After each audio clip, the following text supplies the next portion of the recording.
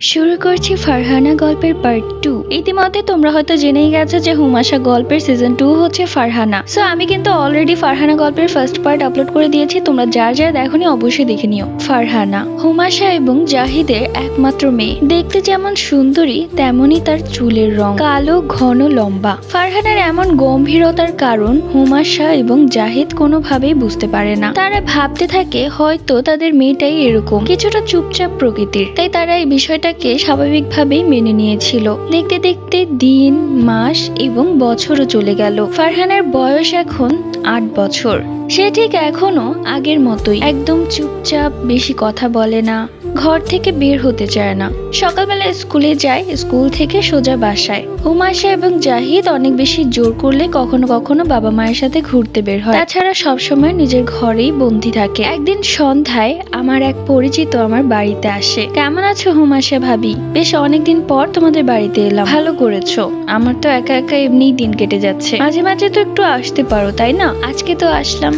যাই হোক, ফারহানা কোথায়? ফারহানা ওর রুমেই আছে। ঠিক আছে, চলো ওর সাথে দেখা করে আসি, সেই ছোট্টবেলায় ওকে দেখেছিলাম। ঠিক আছে, তুমি ওর রুমে যাও, আমি নাস্তা তৈরি করছি। এরপর সেই ভাবি ফারহানার রুমে যায়, গিয়ে দেখে ঘরের লাইট অফ। পেছন থেকে হুমাশা গিয়ে ঘরের লাইট অন করতেই দেখে ফারহানা বারান্দায় দাঁড়িয়ে আছে। তখন সে ভাবি বলে ওঠে, আরে ঘর অন্ধকার করে রেখেছো কেন? আলো ভালো লাগে না নাকি? ফারহানা, তোমাকে কত ছোট দেখেছিলাম, তুমি কত বড় হয়ে গেছো। ফারহানা সেই ভাবির সামনে আসে।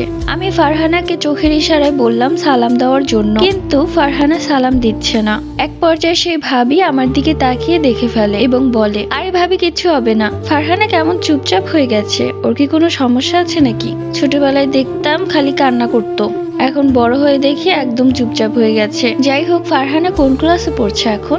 এই তো ও এবার ক্লাস 3-তে উঠেছে। মাশাআল্লাহ, খুব ভালো। এরপর সেই ভাবি আর আমি ড্রয়িং রুমে বসে চা খাচ্ছিলাম। আচ্ছা ভাবি, ফারহানার কি কোনো সমস্যা আছে নাকি? না না, এই কথা বলছো কেন? না, ও কেমন যেন চুপচাপ। এটা স্বাভাবিক, কিন্তু কিন্তু কি ভাবি? দেখো, অনেক সময় বাচ্চাদের মাইন্ডে কি হয় না হয় সেটা তো আমরা বুঝতে পারি না, কিন্তু এই চুপচাপ থাকাটা ভালো লক্ষণ না। আমার পরিচিত একটা ডাক্তার আছে, তুমি তার সাথে কথা বলতে পারো, তিনি বাচ্চাদের বিষয়ে বেশ অভিজ্ঞ। ঠিক আছে, নাম্বার দিও তো, কথা বলে দেখবো। এরপর সে ভাবি আমাকে ডাক্তারের নাম্বার দিয়ে যায়। রাত 10টা। কলিং বেল বাজতেই আমি দরজা খুলে দেখলাম জাহিদ এসেছে। ছোট থেকে এমনটা কোনো দিনও হয়নি যে বাবা আসলে ফারহানা নিজে দরজা খুলবে, সবসময় আমি দরজা খুলি। আর ঘরে ঢুকেই জাহিদ একটা কথাই বলে, ফারহানা কি করছে? রাতে ঘুমানোর সময় জাহিদকে আমি বললাম, জানেন আজকে আমার পরিচিত একটা ভাবি এসেছিল। ফারহানাকে দেখে সে আমাকে একটা ডাক্তারের নাম্বার দিয়ে গেছে। পরবর্তী গল্প পাঠ